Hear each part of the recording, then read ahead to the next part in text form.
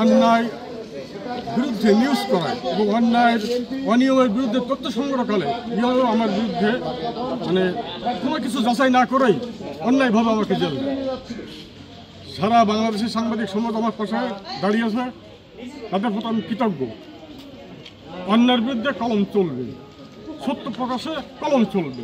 আপনারা জানেন গত 2 দিন যে তালা উপজেলা কালেকণ্ঠের নন্দিত সাংবাদিক রকুনুজ্জামান টিপুকে যে অন্যায়ভাবে 10 দিনের সাজা দেওয়া হয়েছিল, সেই সাজার প্রেক্ষিতে সাতক্ষীরার সাংবাদিক সমাজ ফুঁসে উঠেছিল। তারা যে গতকালকে এবং আজকে জেলা প্রশাসকের কার্যালয় ঘেরাও করে অবস্থান কর্মসূচির প্রেক্ষিতে আমরা আজকে টিপুকে মুক্ত করতে সক্ষম হয়েছে।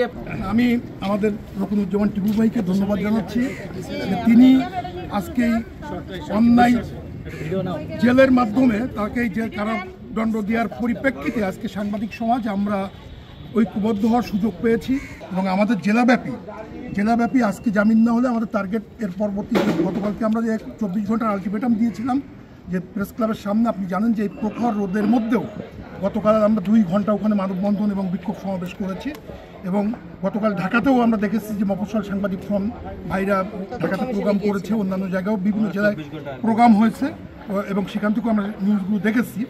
আজকে আমাদের জেলা প্রশাসকের কার্যালয়ের সামনে অবস্থান ধর্মঘট ছিল, সেখানেও প্রায় 2 ঘন্টা আমরা আজকে অবস্থান ধর্মঘট করার পরে সেখানে মফস্বল সাংবাদিক ফ্রম এবং আমরা সাতক্ষীরা সাংবাদিক নেতৃবৃন্দ আমরা বিভিন্ন পর্যায়ে প্রশাসনিক কর্মকর্তাদের সাথে কথা বলার পর একটা পর্যায়ে তাৎক্ষণিক জামিনের ব্যবস্থাটি হয়েছে এবং আমি মনে করি যে বিজয় আজকে সাংবাদিক সমাজের, আজকে বিজয় আমরা সারা বাংলাদেশের সাংবাদিক সমাজের।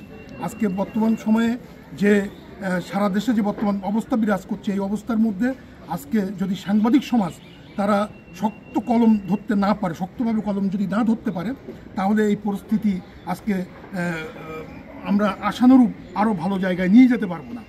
সেই জায়গা থেকে আজকে সাতক্ষীরার এই যে সাংবাদিক সমাজের এই বিজয়ের মধ্য দিয়ে আমাদের লেখার জায়গাটি আরও শক্তিশালী হলো এবং আমরা এর মধ্য দিয়ে আমরা চাই আমাদের সাংবাদিক সমাজ যে কোনো সমস্যায়, সাংবাদিকদের যে কোনো আপদে বিপদে আমরা সারা জীবন একত্র ছিলাম। যখন যেখানে যে ঘটনা ঘটেছে, এই জেলখানাতেও একসময় আমাদের মনি মুজাফফর তাদের উপরে নির্যাতন হয়েছিল, আমরা তাৎক্ষণিক কিন্তু আমরা চলে এসেছিলাম। তখনকার যে জেলা প্রশাসক সাহেব ছিলেন তারা চলে এসেছিলেন এবং সে মামলা সম্ভবত এখনও সে মামলায় এখনও চলমান রয়েছে। তা আমরা কিন্তু সাংবাদিকরা কখনো আপোষ করিনি, সাতক্ষীরার সাংবাদিকরা। তা আমি ঢাকার যে সাংবাদিকরা ভাইরা এখানে সকাল থেকে আপারা আছেন, সকাল থেকে অত্যন্ত কষ্ট করছেন, আমি দেখছি যে তারা অনেক পরিশ্রম করছেন। আমি তাদেরকে সাতক্ষীরা সাংবাদিক সমাজের পক্ষ থেকে আমি ধন্যবাদ জানাচ্ছি। একই সাথে আজকে যে সাতক্ষীরার সাংবাদিক আমাদের, বিশেষ করে আমাদের যে তরুণ সাংবাদিকরা, তারা সেই সকাল থেকে তারা গতকালকেও ছিল, আজকেও ছিল, তাদেরকেও ধন্যবাদ জানাচ্ছি। একই সাথে আজকে সাংবাদিক রকুনুজ্জামান টিপুর মুক্তির দাবিতে সারা জেলাব্যাপী, সারা দেশব্যাপী তার পক্ষে যারা অবস্থান নিয়েছে তাদের সবাইকে সাতক্ষীরার সাংবাদিকদের পক্ষ থেকে ধন্যবাদ জানিয়ে, কৃতজ্ঞতা জানিয়ে আমার বক্তব্য শেষ করছি।